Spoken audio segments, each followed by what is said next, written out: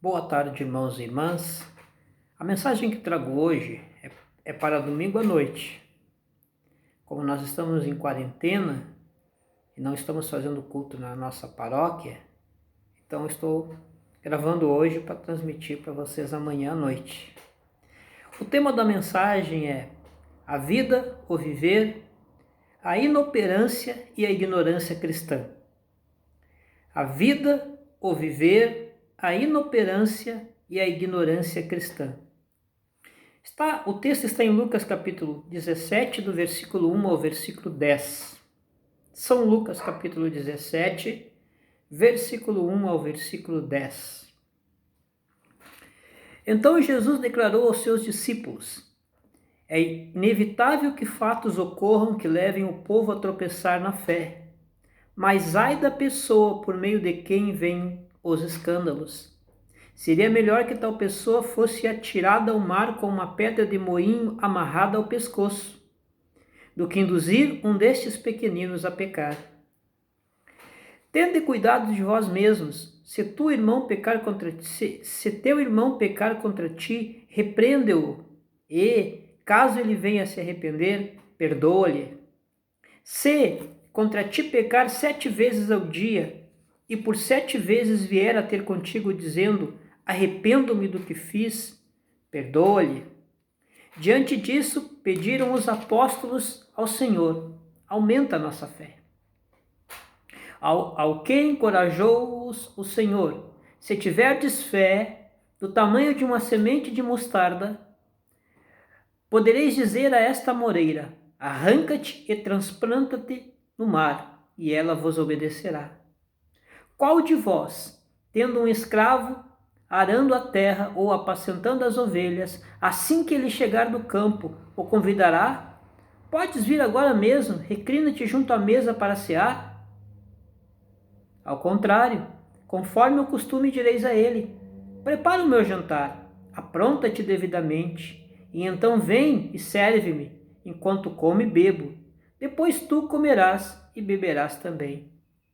Porventura, deverá agradecer ao escravo, porque este o fez o que lhe havia mandado?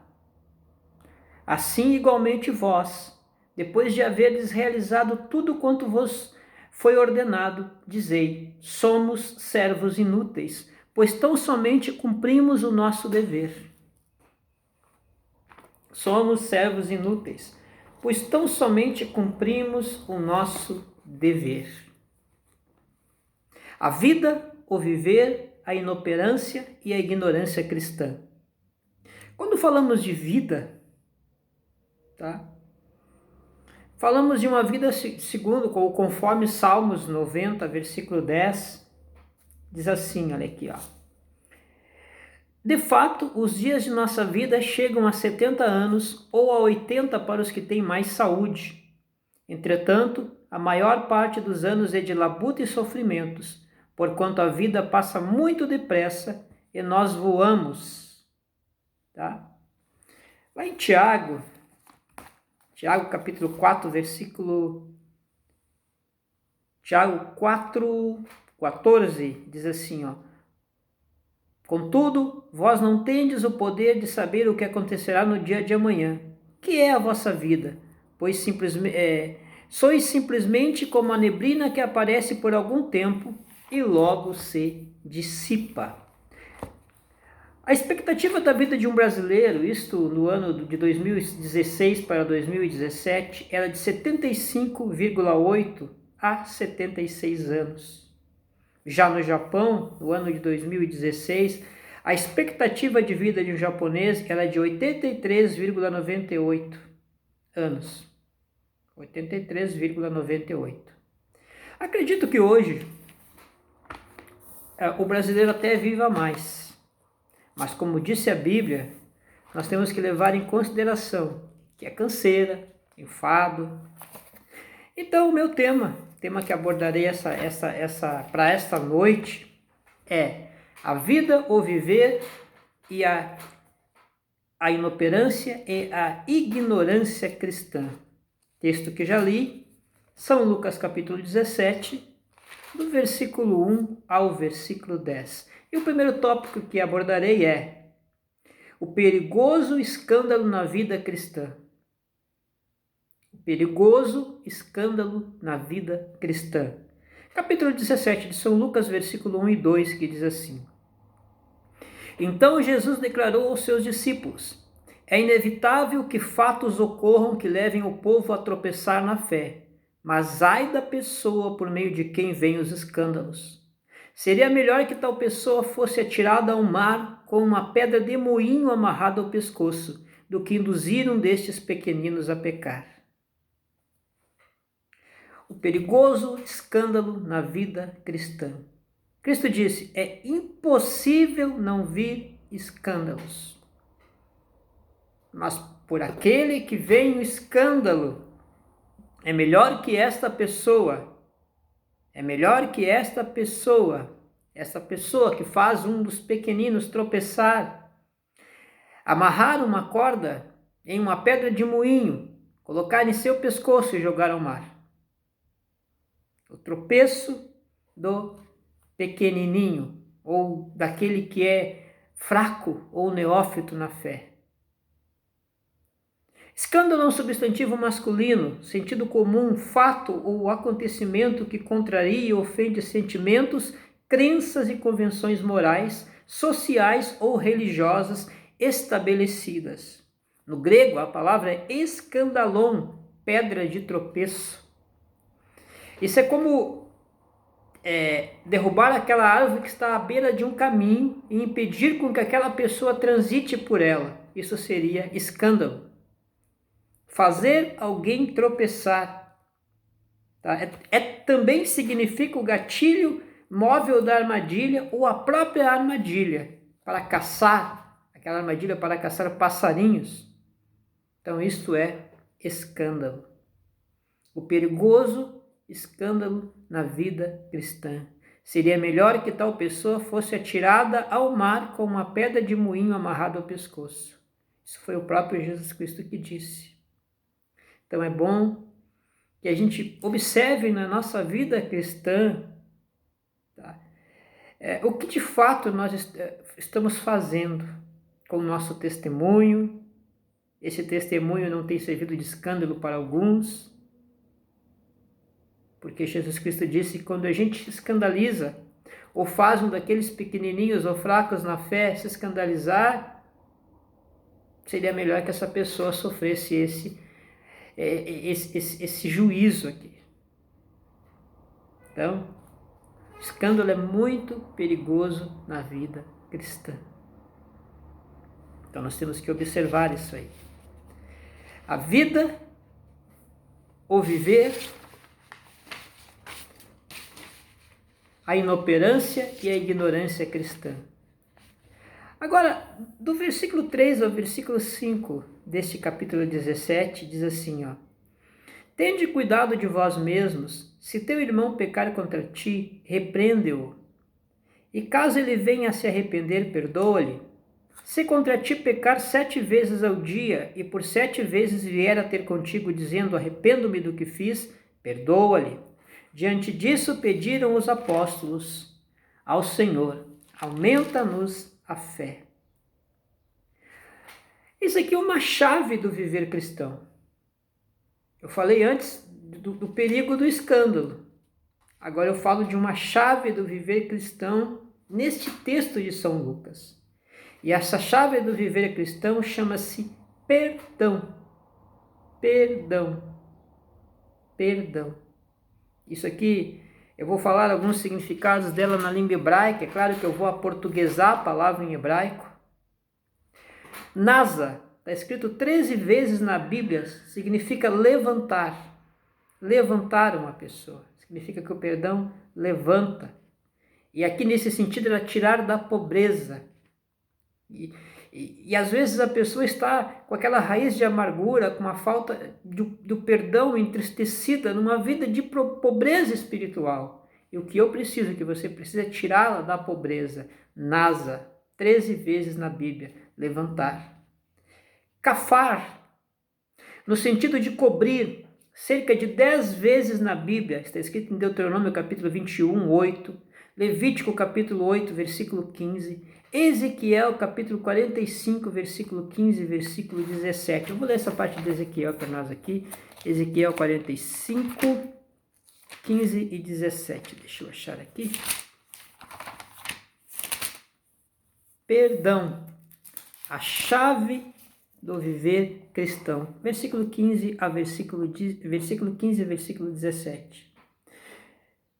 Também se deve tomar uma ovelha de cada rebanho de 200 cabeças das pastagens verdejantes, bem regadas de Israel. Tudo será usado para as ofertas de cereais e holocaustos e as ofertas de paz e comunhão, a fim de fazer propiciação pelo povo. Oráculo de Yahvé, o Senhor. E agora versículo 17.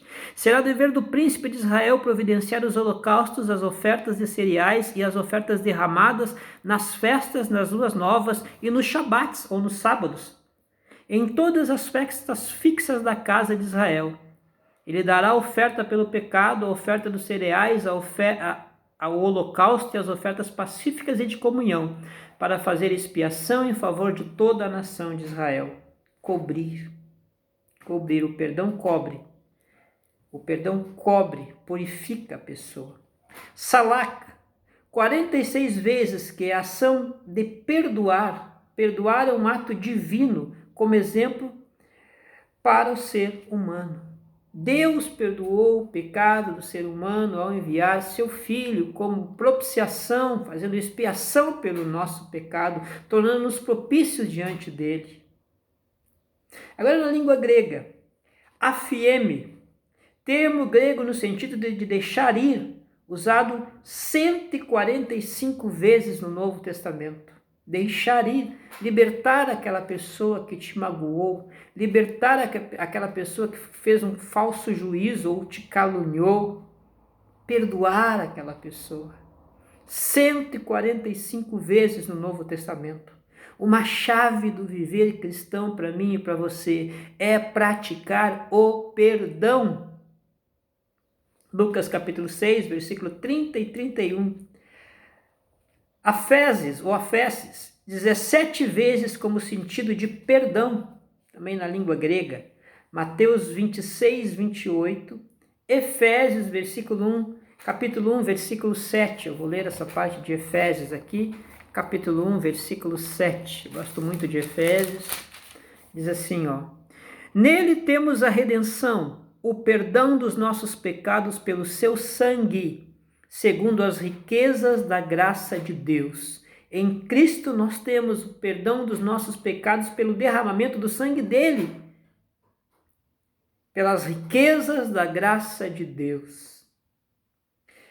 Charizomai, ser gracioso, de carisma, de charismata, de talento, de dons. Está escrito 22 vezes no Novo Testamento. Lucas capítulo 7, versículo 21. Deixa eu pegar essa parte de Lucas capítulo 7, versículo 21 aqui para a gente reforçar a nossa leitura. Lucas capítulo 7, versículo 21. Contudo, 7, 21, estou em 8, me desculpem. Lucas capítulo 7, versículo 21.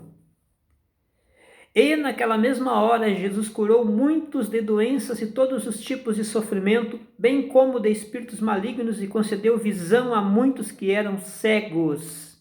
Curou, perdoou, libertou, tá? Agraciou aquele povo. Deus ensina que uma forma de perdoar é presenteando, 2 Coríntios capítulo 2, versículo 12. 2 Coríntios capítulo 2, versículo 12. Deixa eu achar aqui 2 Coríntios aqui. 2 Coríntios 2, 12.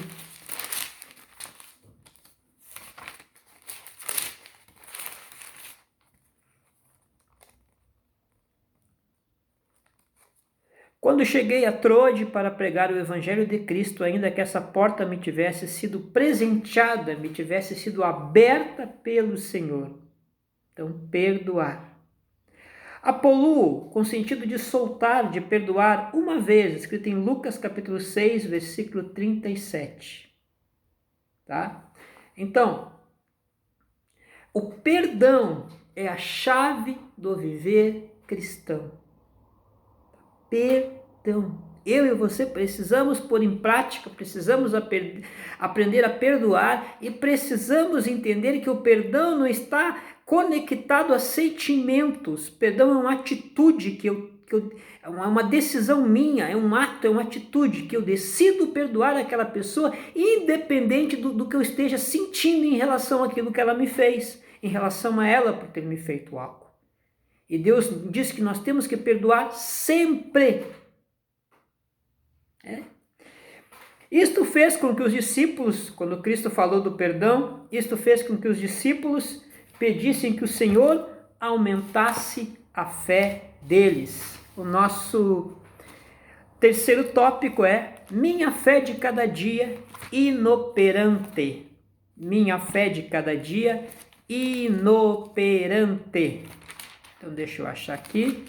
Lucas capítulo 17, versículo 6 ao versículo 7. Diz assim, ó. Ao que encorajou-os o Senhor, se tiverdes fé do tamanho de uma semente de mostarda, podereis dizer a esta amoreira, arranca-te, transplanta-te no mar, e ela vos obedecerá.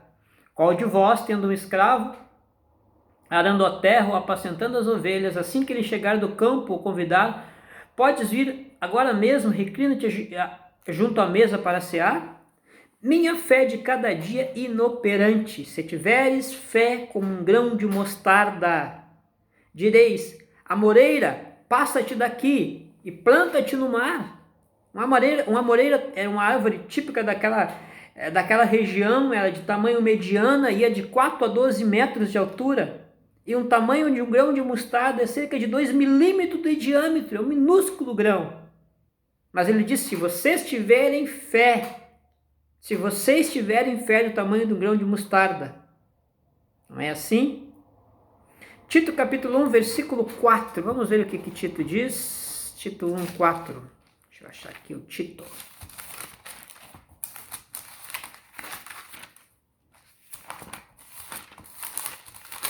Minha fé de cada dia inoperante. Minha fé de cada dia inoperante. Tito 1, 4. A Tito, meu verdadeiro filho, em nossa fé comum. Graça e paz da parte de Deus Pai e de Jesus Cristo, nosso Salvador. Tá? Agora, esta fé comum aqui, a fé comum é a fé salvífica. Porque uma vez alcançados pela graça de Deus, uma vez escolhidos e elegidos por Deus antes da fundação do mundo, nós recebemos uma porção dessa fé para crer no Filho dele como o único e suficiente Salvador da nossa vida. Isso é fé comum, é o que Paulo diz a partir do versículo 1, ele diz assim, ó, Paulo, servo de Deus e apóstolo de Jesus Cristo, para promover a fé que é dos eleitos de Deus e o pleno conhecimento da verdade que conduz à piedade. Fé e conhecimento que se fundamentam na esperança da vida eterna, a qual o Deus que não mente prometeu antes da criação do mundo. No devido tempo, ele trouxe à luz sua palavra, por meio da pregação que me foi confiada, por determinação de Deus, nosso Salvador. A Tito, meu verdadeiro filho, em nossa fé comum, fé dos santos, graça e paz da parte de Deus Pai e de Cristo Jesus, nosso Salvador. Então, minha fé de cada dia inoperante não é essa fé salvífica. É aquela fé que fala lá em Hebreus capítulo 11, versículo 1. Mas é a fé de cada dia. O que é fé? A fé é o firme fundamento das coisas que se esperam e a convicção das coisas que não se veem. Tá? E Cristo disse, se vocês tiverem esta fé, ele não está falando para pessoas não salvas, ele está falando para filhos que já receberam uma salvação, mas agora está falando daquela fé, daquela fé de mover uma amoreira de um canto e fazer com que ela se plante no mar. Hebreus capítulo 11, versículo 1. E Marcos capítulo 9, versículo 23 diz assim, ó. Vamos ver Marcos 9, 23 aqui. Vamos ver, 9, 23 de Marcos. Se podes crer, contestou-lhe Jesus, tudo é possível para aquele que crê. Jesus ele liberta o menino que estava possesso. Tudo é possível para aquele que crê. E lá, em Hebreus 11, 6, diz que nós agradamos Deus através da fé. Deixa eu achar Hebreus 11, 6 aqui, para que nós possamos ler. Hebreus 11, 6. Em verdade, sem fé é impossível agradar a Deus. Portanto, para qualquer pessoa que dele se aproxima, é indispensável crer que ele é real e que recompensa a todos que se consagram a ele. Tá? Aonde está o tudo é possível para aquele que crê? Será que nós, cristãos da atualidade, estamos agradando a Deus? Então, que a nossa oração seja conforme a oração que os discípulos fizeram naquele momento em fala para Jesus Cristo, em pedido para Jesus Cristo.